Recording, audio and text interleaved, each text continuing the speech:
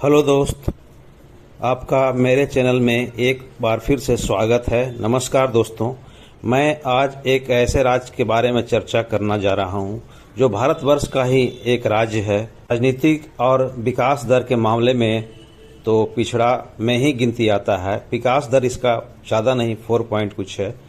तो मैं इस राज्य का ही चर्चा करने जा रहा हूं, परंतु पिछड़ेपन के क्षेत्र में आता है, लेकिन इसका जो ऐतिहासिक महत्व और इसका ऐतिहासिक गरिमा बहुत पहले अन्य देशों के राज्यों से भी कहीं अधिक था और ये देश के अग्रणी स्थलों में गिना जाता था, जिसका भारत देश पर गहरा प्रभाव पड़ा है। इस राज्य में ही चंद्रगुप्त और सम्राट अशोक हुए, जिन्होंने पूरे भारत को एक छत्र कर एक भारतवर्ष अफगानिस्तान से लेकर ईरान तक और दक्षिण में श्रीलंका तक इनका शासन रहा है। तो इनका गरिमामय विरासत का मैं चर्चा कर रहा हूं, जो बिहार राज्य का ही है।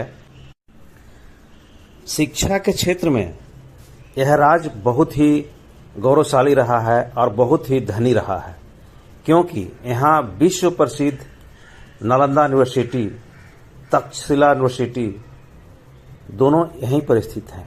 पढ़ाई के लिए पूरे विश्व से लोग यहाँ आते थे और शिक्षा ग्रहण कर जाते थे, जिसका पूरे दुनिया में खूब चर्चा था।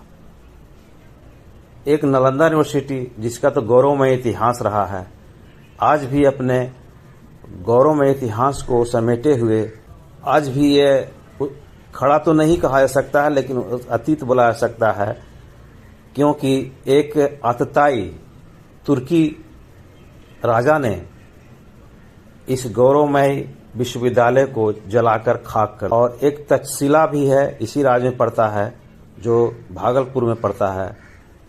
वहाँ का भी गौरवमय इतिहास रहा है। शिक्षा के बारे में बिहार का स्थिति बहुत ही पहले से भी बहुत ही आगे रहा है और अब भी आगे है, चूँकि यहाँ IAS और IIT दोनों में बिहारी अग्रणी माने जाते हैं। 90 के दशक के पहले यहाँ IAS और IIT का होम प्रोडक्शन माना जाता रहा है।